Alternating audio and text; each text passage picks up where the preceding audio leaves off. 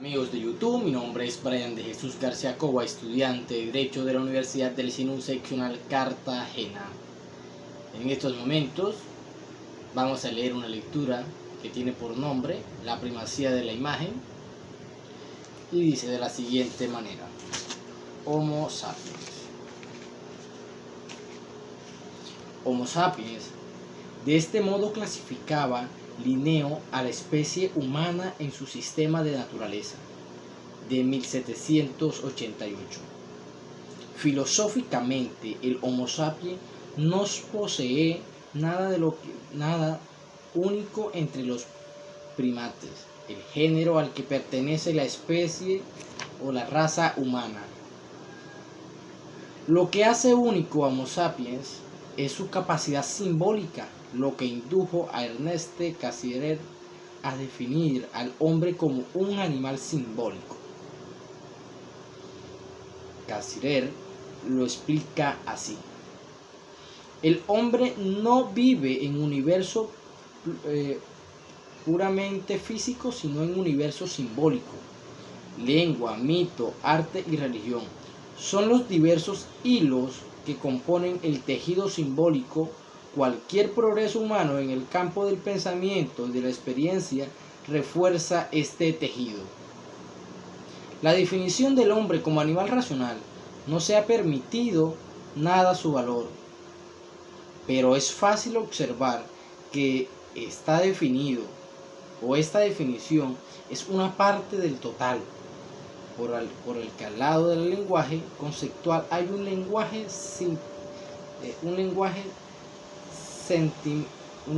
del sentimiento. Al lado del lenguaje lógico o científico está el lenguaje de la imaginación poética. Al principio, el lenguaje no expresa pensamientos o ideas, sino sentimientos y afectos. Así pues, la expresión animal simbólico comprende todas las formas de vida cultural del hombre y a la capacidad simbólica de que los seres humanos se despliegan en el lenguaje, en la capacidad de comunicar mediante una articulación de sonidos y signos significantes, previsto de significados. Actualmente hablamos de lenguajes en plural, por tanto, de lenguajes cuyo significado es la palabra. Por ejemplo, de lenguajes cuyo significante no es la palabra, el lenguaje del cine, de las artes figurativas, de las emociones, etc. Pero estas son excepciones metafóricas, pues el lenguaje esencial que de verdad caracteriza e instituye al hombre como animal simbólico es lenguaje palabra, el lenguaje de nuestra habla. Digamos por tanto que el hombre es un animal parlante, un animal loquaz, que continuamente está hablando consigo mismo y que está en la característica de lo que distingue radicalmente cualquier especie de ser viviente. A esto se podría replicar que los animales también comunican con lenguaje propio. Sí, pero no del todo. El llamado lenguaje animal transmite señales y las diferencias fundamentales es que el hombre posee un lenguaje capaz de hablar por sí mismo. El hombre reflexiona sobre lo que dice, y no solo el comunicar, sino el pensar y el conocer que caracteriza al hombre como animal simbólico, se constituye en lenguaje y con el lenguaje. El lenguaje no es solo un instrumento del comunicar, sino también del pensar, y el pensar no necesita ver. Un ciego está obstaculizado en su pensar, pero en el hecho de que no puede leer y, por tanto, tiene un menor soporte del saber escrito. Pero no, por el hecho de que no ve las cosas en las que piensa. A decir verdad, las cosas en las que pensamos no las ve ni siquiera el que puede ver. no son visibles. Las civilizaciones se desarrollan con la escritura y es el tránsito de la comunicación oral a las palabras escritas lo que desarrolla una civilización. Pero hasta la invención a la imprenta, la cultura o de sociedad se fundamenta principalmente en la transformación oral. Hasta lo que textos escritos son reproducciones a mano de amanuenses. No se podría hablar aún del hombre que lee. Leer y tener algo que leer fue hasta finales del siglo XV un privilegio de poquísimos doctos. El Homo sapiens que multiplica el propio saber es, pues, el llamado hombre de Gutenberg. Es cierto que la Biblia impresa por Gutenberg en 1452 y 1455 tuvo una tirada que para nosotros hoy es risible de 200 copias, pero aquellas 200 copias se podían reimprimir hasta produciendo el salto tecnológico. Así pues, es como Gutenberg con quien la transmisión escrita de la lectura se convierte en algo potencialmente accesible a todos. El progreso de la producción impresa fue lento pero constante y culmina en los siglos XVIII y XIX, con la llegada del periódico que se imprime todos los días, el diario. Al mismo tiempo, desde mediados del siglo XIX en adelante comienza un nuevo y diferente ciclo de avances tecnológicos.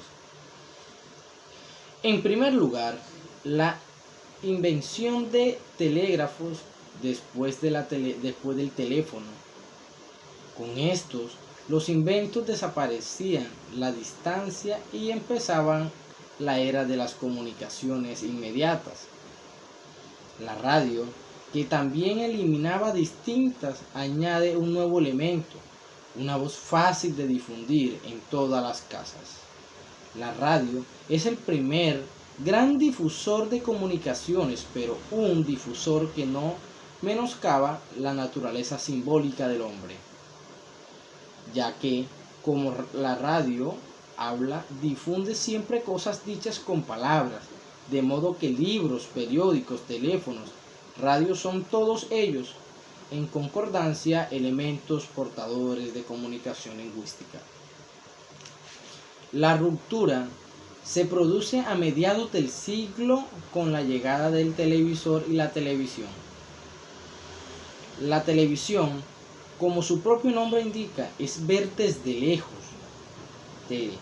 es decir, llevar ante los ojos de un público de espectadores cosas que puedan ver en cualquier sitio, desde cualquier lugar y distancia. Y en televisión el hecho de ver prevalece sobre el hecho de hablar, en el sentido de que la voz del medio o de un hablante es consecuencia, otra en función de la imagen comenta la imagen, y con consecuencia el telespectador es más un animal vidente que un animal simbólico. Para él, las representaciones de imágenes cuentan y pasan más que las cosas dichas con palabras.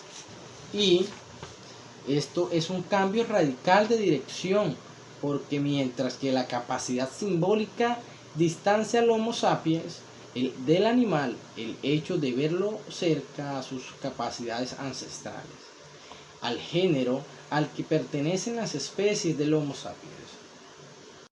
Progreso tecnológico. Todo progreso tecnológico en el momento de su aparición ha sido temido e incluso rechazado. Y sabemos que cualquier innovación molesta porque cambia los órdenes constituidos.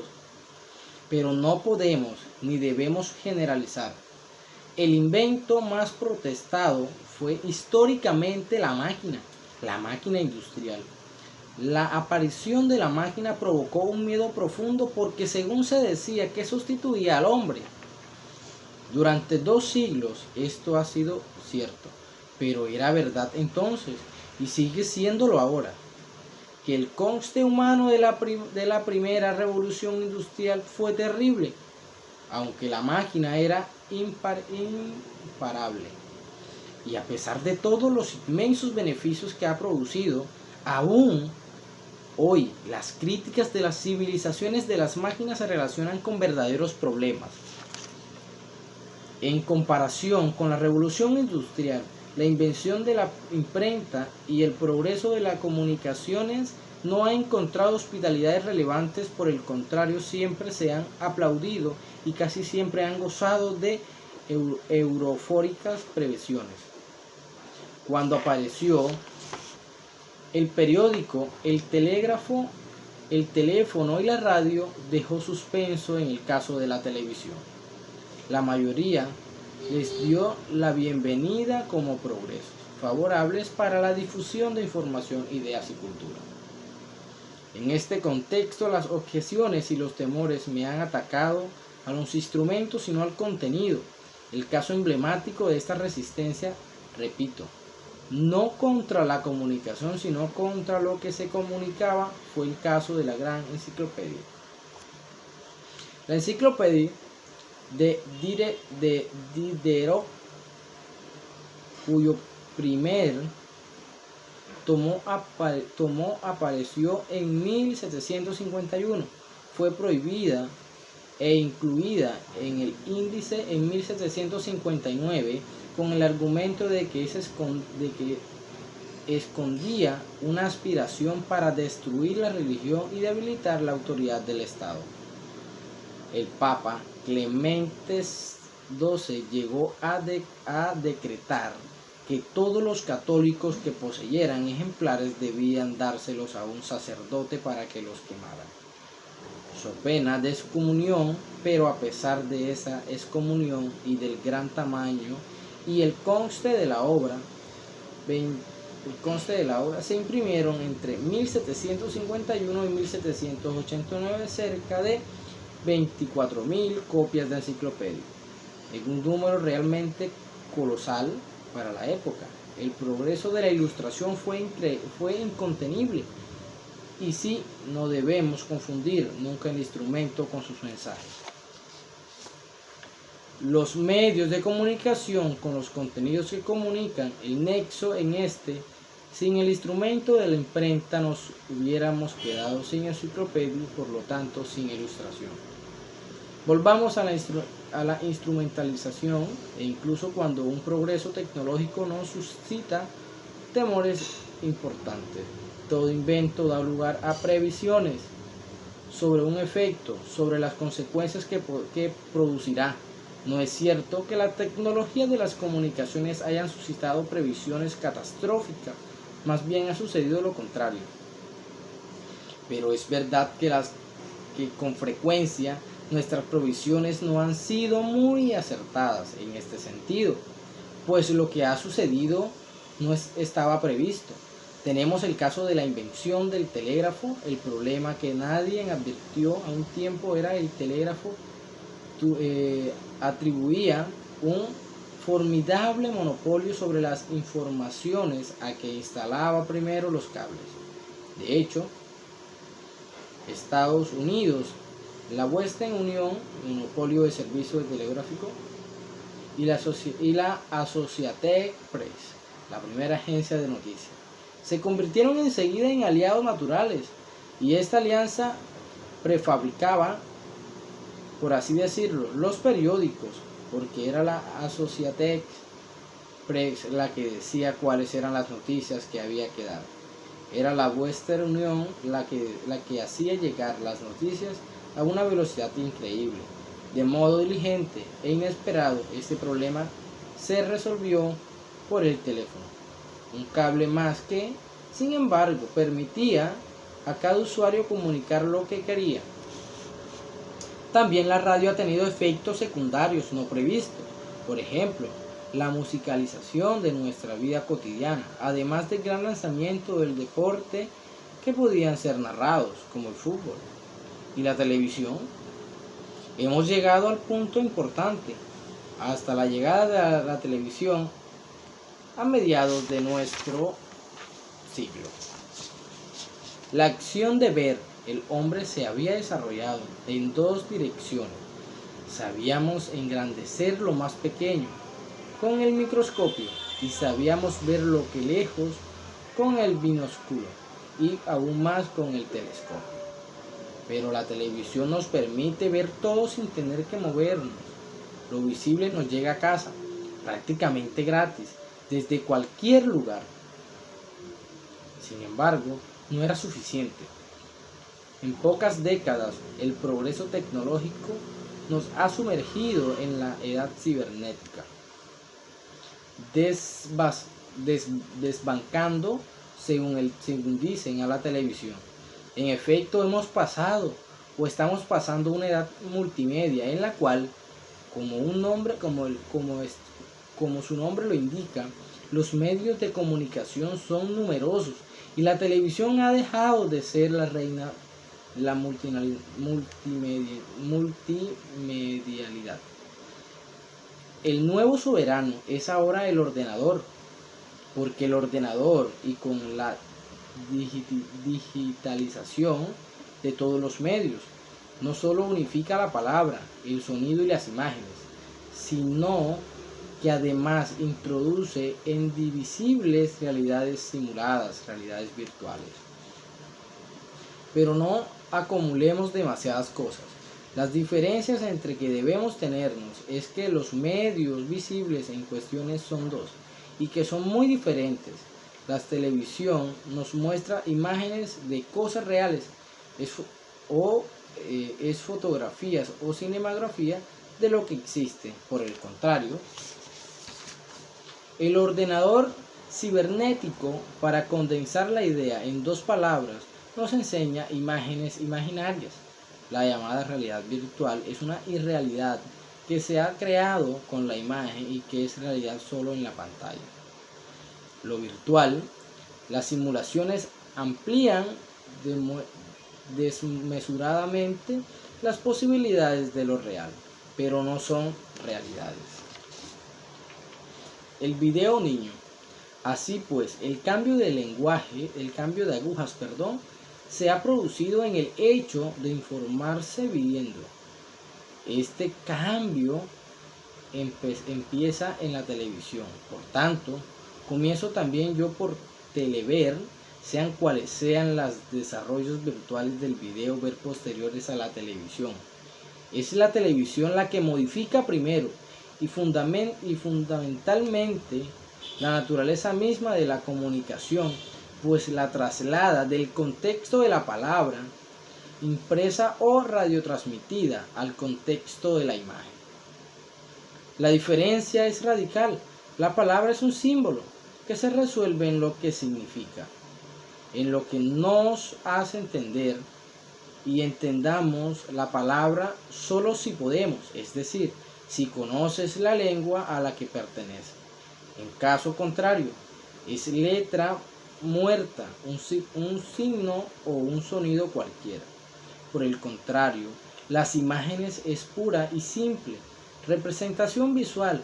La imagen se ve y eso es suficiente.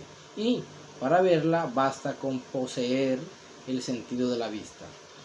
Basta con no ser ciego. La imagen no se ve en chino, en árabe o en inglés. Como ya hemos dicho, se ve en su suficiente. Se ve y es suficiente.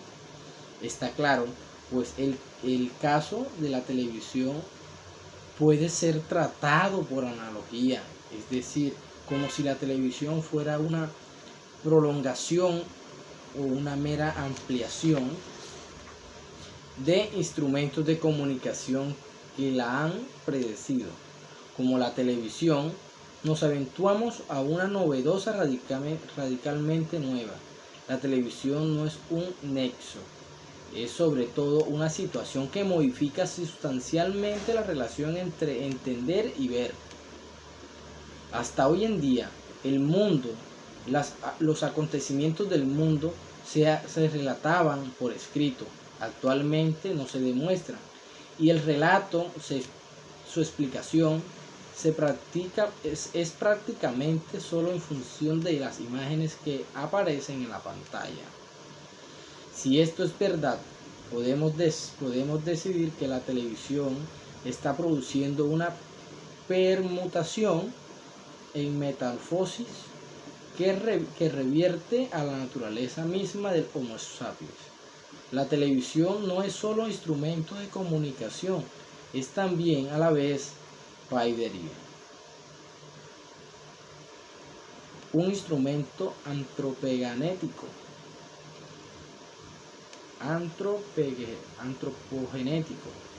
un medium que genera un nuevo astrocos, un nuevo tipo de ser humano.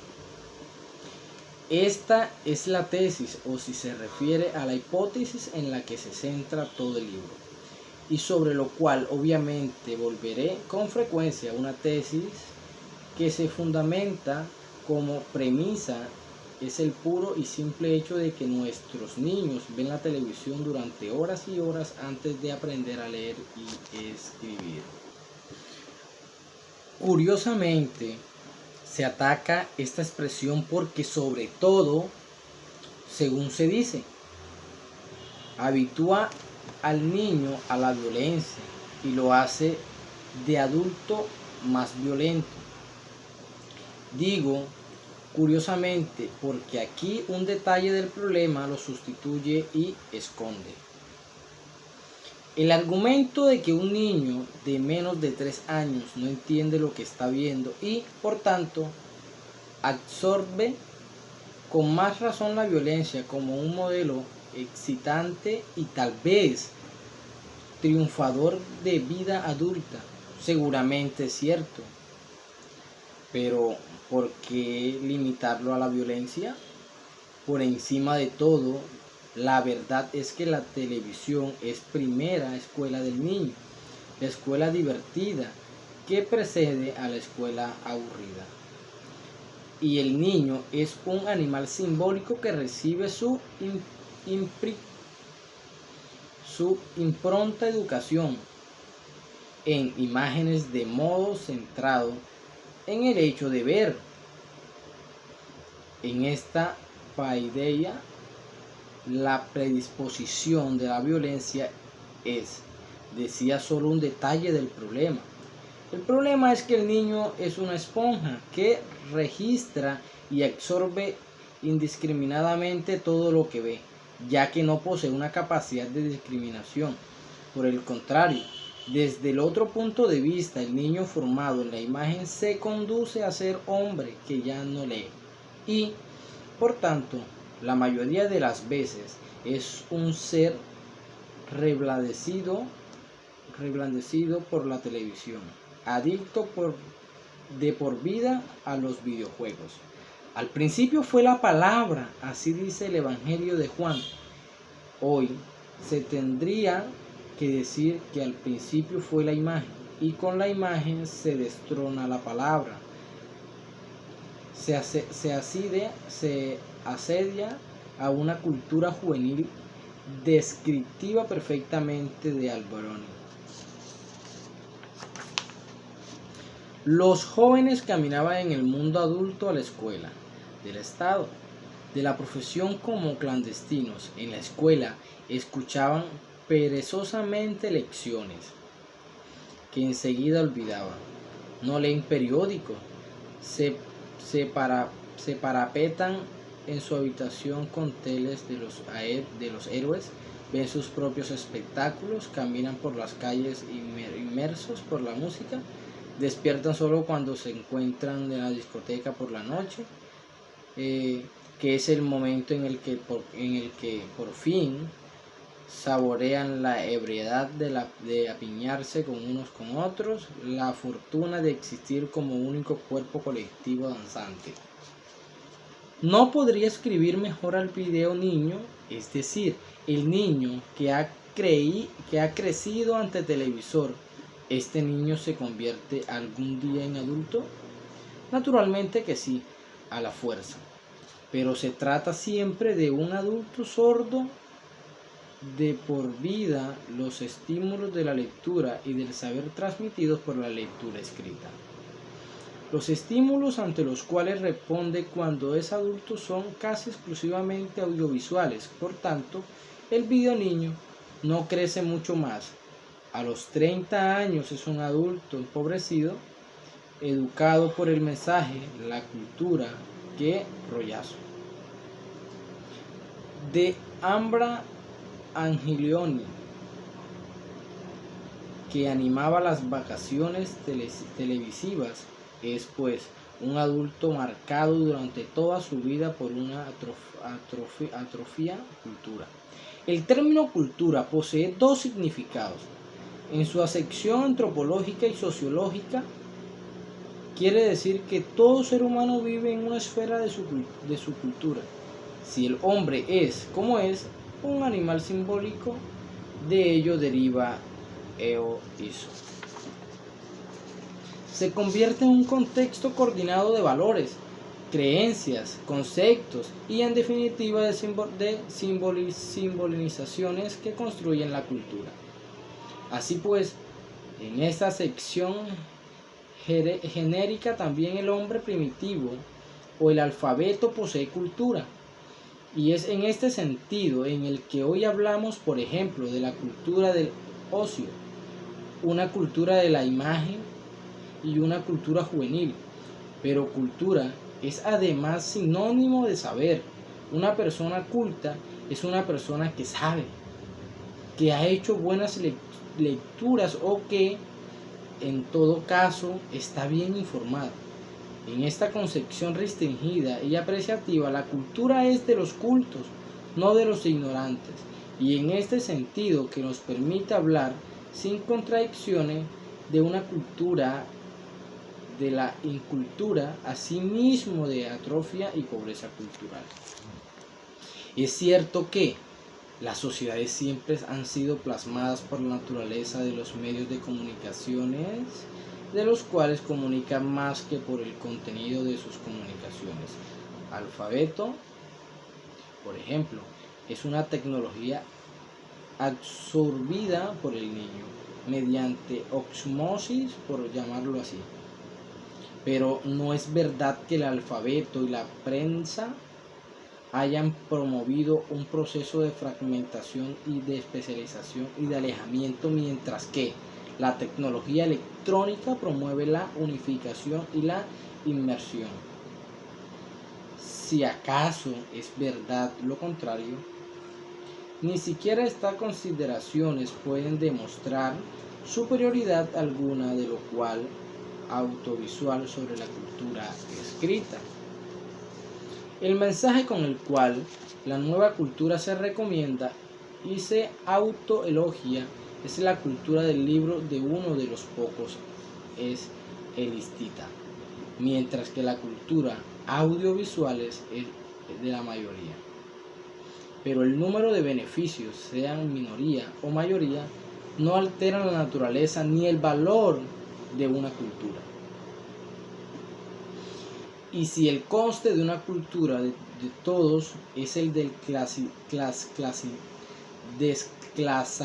desclasamiento, una de las subculturas que es además cualitativamente incultura, ignorancia del cultural, entonces la operación representada solamente una pérdida. Es tal vez mejor que todos los que seamos incultos a que hayan unos pocos cultos. ¿Queremos una cultura en la que nadie sepa nada? En definitiva, si el maestro sabe más que el alumno, tenemos que matar al maestro, y el que no razona de este modo es un elitista. Esta es la lógica de quien carece de la lógica. Progresos y regresiones. Damos por descontado que todo progreso tecnológico es, por definición, un progreso. Sí y no. Depende de quienes entendamos por progreso. Por sí mismo, progresar es solo ir hacia adelante. Esto comporta un incremento y no está claro que este aumento tendrá que ser positivo. También de un tumor podemos decir que carece. Y este caso lo que aumenta es un mal, una enfermedad. En numerosos contextos, pues la noción de progreso es neutra. Pero con respecto a la progresión de la historia, la noción de progreso es positiva. Para la ilustración y aún hoy para nosotros, progreso significa un crecimiento de las civilizaciones, un avance hacia algo mejor, es decir, una mejoría. Y cuando la televisión se define como un progreso, se sobreentiende que se trata de un crecimiento bueno. Pero atención, aquí no estamos hablando del progreso de la televisión, de su crecimiento, sino de una televisión que produce progreso. Y una segunda advertencia, una mejora que sea solo cuantitativa, no es por sí misma una mejora. Es solamente una extensión, una mayor tamaño o penetración. El progreso de una epidemia y por tanto su difusión no es, por así decirlo, un progreso que ayuda al progreso. La advertencia es, pues, que un aumento cuantitativo no mejora nada si no está acompañado de un progreso sustancial. Lo que equivale a decir es que un aumento cuantitativo no es un progreso cualitativo. Y por tanto, un progreso cualitativo, un progreso en un sentido positivo y apreciativo del término. Y mientras que un progreso cualitativo puede prescindir el aumento cuantitativo, es decir, quedar en el ámbito de lo poco numeroso. Lo contrario no es cierto. La difusión en extensión de algo se considera progresivo, solo si el contenido de esa difusión es positivo y al menos no da pérdidas, sino que está ya en pérdidas. Una vez aclarada esta premisa, la pregunta es, ¿en qué sentido la televisión es progresiva en cuanto que mejora un estado de cosas ya preexistentes? Es una pregunta a la que debemos responder hacia una distinción. La televisión beneficia y perjudica, ayuda y hace daño. No debe ser exaltada en bloque, porque tampoco puede ser condenada indiscriminadamente en líneas generales. Lo iremos viendo detalladamente. Es cierto que la televisión entretiene y divierte. El Homo Ludens es hombre como animal que goza, que le encanta jugar, nunca ha estado satisfecho y gratificado en toda su historia. Pero este dato positivo concierne a la televisión espectáculo. No obstante, si la televisión transforma todo un espectáculo, entonces la valoración cambia. Una segunda generalización es verdad que la televisión estimula en parte, ya que el hecho de la radio, pero en efecto estimulante de la televisión es dinámico y diferente. Despertar con la palabra, la radio, es algo significante respecto a un despertar producido por la visión a todo el mundo. Lo que en potencia podemos ver en cualquier cosa. Hasta en el siglo XX, las 3/4 partes de los seres vivos estaban aislados y adormecidos en sus pueblos, como máximo en pequeñas ciudades. Ahora, a todos nosotros, casi 6.000 millones de personas nos despiertan y nos pueden despertar. Es un movimiento colosal, del cual aún no podemos sospechar el impresionante impacto. De modo, en cualquier caso, es seguro que un despertar es apertura hacia el progreso en la acepción ilustrada en el del término. Pero por el contrario, es también seguro de frente a este progreso hay una regresión fundamental, el empobrecimiento de la capacidad de entender. El empobrecimiento de la capacidad de entender el Homo sapiens, volvemos a él, debe todo su saber y todo su avance de su entendimiento a su capacidad de abstracción. Sabemos que la palabra que articula el lenguaje humano son símbolos que evocan también representaciones y por lo tanto llevan la mente figurada a imágenes con cosas visibles que hemos visto. Pero esto sucede en los hombres propios y con las palabras concretas. Lo digo de este modo para que la exposición sea más simple, es decir, palabras como casa, cama, mesa, carne, automóvil, gato, mujer, etc. Nuestro vocabulario de orden práctico. De otro modo, casi todo nuestro vocabulario cognoscitivo y teórico consiste en palabras abstractas que no tienen ningún correlato en cosas visibles y cuyo significado no se puede trasladar ni traducir en imágenes. Ciudad es todavía algo que podemos ver, pero no nos es posible ver nación, Estado, soberanía, democracia, representación, burocracia, etc. Son conceptos abstractos elaborados por procesos mentales de abstracción que están constituidos por nuestra mente como entidades. Los conceptos de justicia, legitimidad, legalidad, libertad, igualdad, derecho y derechos son asimismo abstracciones no visibles, y aún hay más palabras como paro, inteligencia, felicidad, son también palabras abstractas, y toda nuestra capacidad de administrar la realidad política, social y económica en la que vivimos y en la que se nos somete la naturaleza del hombre se fundamenta exclusivamente en un pensamiento conceptual que representa para el ojo desnudo entidades visibles y inexistentes. Lo que llamamos primitivos son tales porque fábula aparte en su lenguaje destacan palabras concretas, lo cual garantiza la comunicación, pero escasas capacidades científico-cognitivas. Y de hecho, durante milenios por primitivos no se comieron de sus pequeñas aldeas y organizaciones tribales.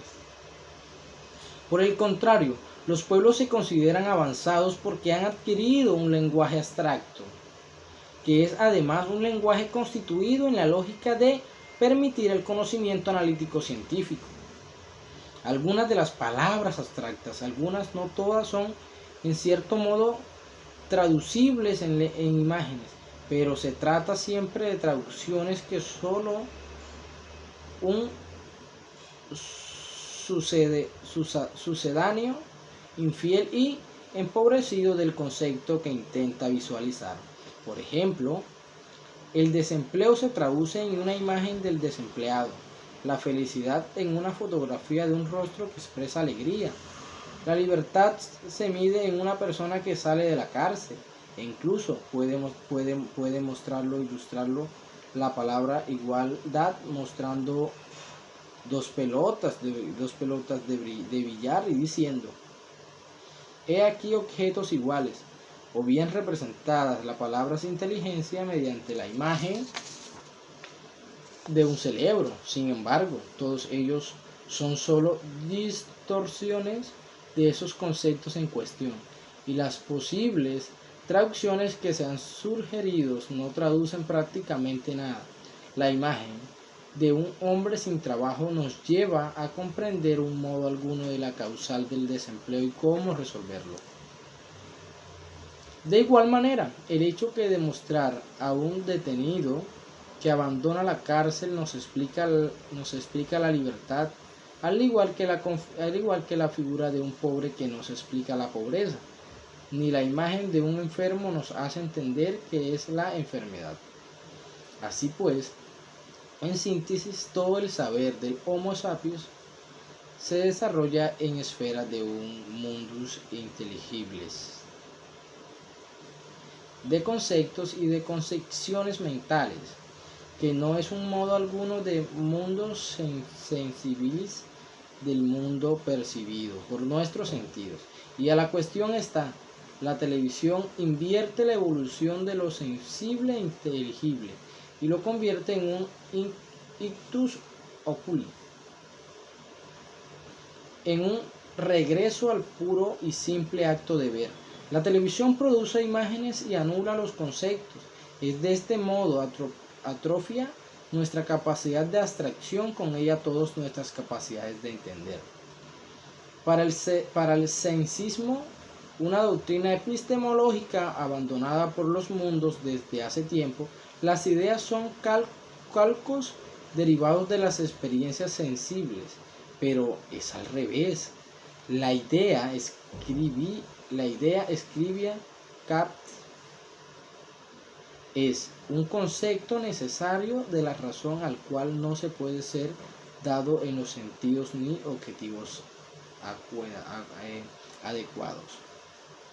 Por tanto, lo que nosotros vemos o percibimos concretamente no produce ideas, pero se insere en ideas o conceptos que se encuadran y lo significan, y es el proceso que se atrofia cuando el Homo spide en su plantado por el Homo vides es un último y lenguaje conceptual abstracto, está constituido por el lenguaje preceptivo concreto, que es infinitamente más pobre no solo en cuanto a palabras, al número de palabras, sino sobre todo en cuanto a la riqueza de significado, es decir, capacidad cognitiva. Contradeducciones. Las acusaciones es grave, en cuanto mis intentos de exponerlas, en cuanto gravedad es ver de qué modo acusados, sean videos defensores o multimedialistas, las saben rebatir. La respuesta ritual es que todo hallazgo tecnológico se ha topado con inquisidores que siempre se han equivocado, pero ya hemos visto que esta respuesta es falsa. ¿Quién maldijo el invento de la imprenta? ¿Quién ha condenado el telégrafo o el teléfono, la invención de la radio en su lumbro? A todos. Responde invocando a inexistentes satanizadores. Es pues una respuesta vacía que evade el problema propuesto. Una segunda respuesta es que lo inevitable es aceptado. Estoy de acuerdo, la llegada de la televisión y después de la tecnología de multimedia es algo absolutamente inevitable. Pero por el hecho de ser inevitable no debe aceptarse a ciegas.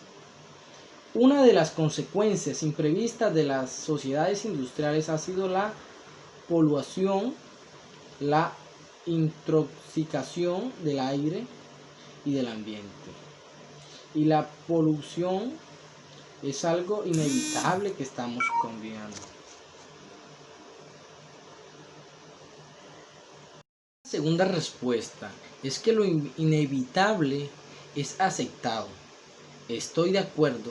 La llegada de la televisión y después de la tecnología de multimedia es absolutamente inevitable. Pero por el hecho de que ser inevitable no debe aceptarse a ciegas. Una de las consecuencias imprevistas de la sociedad industrial ha sido la polución, la intoxicación del aire y del ambiente. Y la polución es algo inevitable que estamos combatiendo.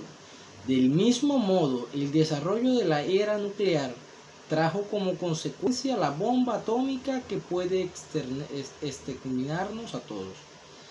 Y esto fue inevitable. A pesar de ello, numerosas personas están en contra de la producción de energía nuclear. Y todos temen a intentar impedir el uso bélico del átomo y de la bomba de hidrógeno. El progreso tecnológico no se puede detener, pero no por ellos se puede escapar de las manos, ni debamos darnos por vencidos negativamente. Una tercera respuesta, la verdaderamente seria, es que palabras e imágenes no se contraponen. Contrariamente, acuerdo vengo afirmando. Entender mediante conceptos y entender a través de la vista se combinan en una suma positiva, reforzándose al menos, integrándose a el número, del uno al otro. Asimismo, la tesis es que el hombre que lee y el hombre que ve, la cultura escrita y la cultura audiovisual dan lugar a una síntesis armoniosa. A ellos respondo que si fuera así, sería perfecto. La solución del problema debemos buscarlas en algunos sistemas armónica. Aunque de momentos los hechos desminentes de todo palpable que al hombre que lee el Homo Videns se está integrando a una suma positiva. La relación entre los dos, de hecho, es una suma negativa, como un juego en el cual pierden todos. El dato de fondo es el siguiente: el hombre que lee está decayendo rápidamente, bien se trate de lector de libros como del lector de periódicos. En España como en Italia, un adulto de cada 2 no lee ni siquiera un libro al año. En Estados Unidos, entre 1970 y 1993, los diarios perdieron casi una cuarta parte de sus lectores, por más que se quiera afirmar que la culpa de de este veloz descenso de la mala calidad o de la equivocada adaptación de los periódicos a la competencia televisiva, esta explicación no es suficiente aclaratoria. Nos lo aclaran más profundamente el hecho de constatar que si en Estados Unidos la sesión televisiva de los núcleos familiares han crecido de 3 horas al día en 1954 y más de 7 horas diarias en 1994. Quiere decir que después del trabajo no queda tiempo para nada más. 7 horas de televisión más 9 horas de trabajo, incluyendo los trayectos, más de 6 o 7 horas de dormir para dormir, asearse o comer. Suma 24 horas, la jornada está completa. ¿Cuántas aparte tenemos el hecho de que la imagen no da por sí misma casi ninguna inteligibilidad? La imagen debe ser explicada y la explicación no se da de ella en la televisión insuficiente, sino en un futuro existiera una televisión que explicara mejor, mucho mejor. Entonces el discurso sobre una integración positiva entre Homo sapiens y Homo Videns se podía reanudar, pero en el momento es verdad que no hay integración sino sustracción y que por tanto el acto de ver está atrofiada la capacidad de entender. Una cuarta respuesta es que aún admitiendo que el acto de ver empobrece el entendimiento, este empobrecimiento está ampliamente compensado por la difusión del mensaje televisivo y por su accesibilidad a la mayoría. Para los triunfalistas de un nuevo medio de comunicación, el saber mediante los conceptos y élites, mientras que el saber por imágenes es dinámico, pero el elogio es impulido y tramposo. ¿Cómo aclararé? A continuación, ya he explicado que un progreso que es solo cuantitativo, que comparta una regresión cualitativa no constituye un avance en la aceptación positiva del término. Por tanto, la conclusión vuelve a ser que un conocimiento mediante imágenes no es un saber, un sentido cognoscivo del término y que, más que difundir el saber, erosiona los contenidos del mismo. Una última respuesta posible es aceptar las críticas aquí formuladas son justas para la televisión, pero que no lo son para el naciente mundo multimedial. Pasaremos a analizar esto a continuación. Para concluir esta disertación, puedo apreciar de que en el transcurso de la lectura me pude dar cuenta de que durante el progreso tecnológico surgió el periódico, donde se dan la televisión y quizás otras tecnologías, donde los medios de comunicaciones son manipulados por quienes ostentan el poder. De igual también tiene un gran impacto en la sociedad, por lo que en su tiempo, cuando surgieron las máquinas industriales, muchas personas se preocuparon porque podrían ser reemplazadas. Si nos vamos en el caso de los niños, son los que aún tienen la capacidad de abstracción estando en la edad de 3 a 5 años, sobre todo con lo que brinda la televisión entre series y cuestiones violentas. Los niños van creciendo con esa noción, con lo que están viendo, y así pues es un mal ejemplo para la sociedad en sí. También durante esta lectura la he tomado también como una reflexión acerca de todo lo que nos meten por los ojos los medios de comunicación, algo que no debería estar ocurriendo en nuestra sociedad tan violenta que estamos viviendo, pero también se podría dar por eso. Cuando hablamos de progreso, yo tenía entendido que el progreso era algo tan positivo, que por naturaleza pues iba creciendo, pero a veces mi posición me he dado cuenta respecto a la lectura de que solamente el progreso no es que sí vaya creciendo de una u otra forma, el progreso es que solo vaya creciendo de forma negativa. Me gustó mucho un ejemplo utilizado sobre un tumor, que el tumor con el tiempo va creciendo, pero es producto de una enfermedad, es producto de algo que no está bien, de algo malo. Entonces, no, es un tema que de verdad me causó mucha curiosidad, y así podemos abarcar tantas cosas que se dan en esta sociedad, sobre todo lo que nos brindan y a lo que se incentivan los jóvenes hoy en día, los niños sobre todo, que es lo que están viendo desde edad de 5, 3, 5 años, de que lo que ellos ven en ese momento de forma violenta, también en el transcurso de su crecimiento lo hacen porque es lo que están viendo, ¿ya? Se incentivan a los videojuegos, a esas cosas que no deberíamos de prestarle atención, porque son cosas de que en verdad es solo cosas que no traen ningún beneficio a uno como persona o como ser humano, que en verdad debemos estar aprendiendo constante cosas nuevas y positivas para poder seguir en ese progreso.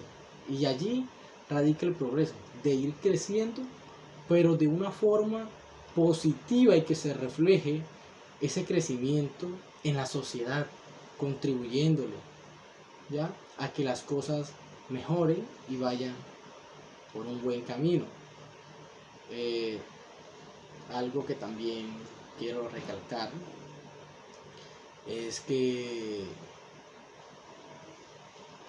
hoy en día tenemos que incentivarnos no solo a ver series, no solo a ver películas, sino que también pues estemos leyendo, porque así es que podemos adquirir buenas reflexiones sobre cómo podemos hacer las cosas, cómo actuar en dicho momento, y no solo prestar la atención a los medios de comunicación, porque son cosas que están siendo manipuladas por otras personas que no quieren mostrar la realidad de las cosas, sino lo que a ellos les conviene y de la mejor forma que les beneficia a ellos. Entonces, no solo tenemos que pensar y tener en cuenta esas cosas al momento o durante nuestro crecimiento como seres humanos, sino que también busquemos la forma de aprender mediante cosas reales, mediante la verdad, mediante lo que es, no vivir de ficción, ¿ya? Y esa es mi disertación hasta el momento. Me he dado cuenta de que la tecnología ha sido en partes se ha quedado obsoleta a medida que la evolución va surgiendo o va avanzando, también se va quedando obsoleta. Por ejemplo, en estos momentos el internet o ciberespacio, por ejemplo, también ha ocupado un buen lugar en estos momentos. Ya en la actualidad la televisión no es tan apetecida, no es tan, para no decir no necesaria, bueno, quizás en ocasiones sí, porque ya el internet, pues lo que usted va a ver en un televisor, usted lo encuentra. Y cómo ha avanzado la ciencia, es decir, con el tiempo, cómo las cosas van cambiando, ¿sí? Y de igual, en un momento la televisión era indispensable, ahora contamos con el internet. Algo más es que le quiero resaltar es que todo va cambiando a la medida que la evolución va surgiendo. Se hablaba de que los niños de edad de 3 a 5 años ven esas guerras y esas cosas. Entonces el internet también no es que sea malo, ¿no? La tecnología no es que sea mala, sino que también hay que darles muy buenos usos, es decir, utilizarla para lo que sea de necesario y mayor aprovechamiento. Algo que me lleva a comprender durante esta lectura es que el conocimiento solo no se da viendo, sino que también se da de otras formas, es decir, escuchando. Escuchando también hace parte de la creación del conocimiento. Me llamó mucho la atención el caso, por ejemplo, de un ciego, de que cómo hace el ciego para aprender. Quizás el ciego no aprende viendo, pero sí escuchando, ¿ya? Entonces son cosas que tenemos que tener claro, ya de que solamente uno no aprende escribiendo y quizás no aprende viendo, porque por ejemplo, como hace el ciego para aprender las cosas, así de fácil. Él escucha y sabe cómo hacer las cosas. Entonces, solamente en este momento la radio sigue teniendo aún sigue liderando también todavía esos medios de comunicaciones que no han sido o han quedado tan obsoletos de pronto como lo es la televisión. Ya la televisión por lo menos es algo que ya quizás pocas las personas lo usan, más bien usan el internet, ¿ya? Entonces son cosas que uno debe tener muy claras. Bueno, para concluir he hecho un pequeño glosario. El glosario dice las siguientes palabras. Primates son un orden de mamíferos en el cual están incluidos los seres humanos. Otra es metáforas, figura teórica de pensamiento por medio de la cual una realidad por medio de una realidad. Invención, cosa que se crea, se diseña o idea que se produce por primera vez. Ameneuses, persona que tiene por oficio copiar escritos o pasarlos a limpio o escribir al dictado. Otra palabra es cognoscitivas, capacidad humana para aprender y asimilar conocimientos. Entonces fue un placer, un gusto, pues haber comenzado con ustedes y haber tenido esta lectura. Espero que les haya gustado y gracias. Jehová me los bendiga.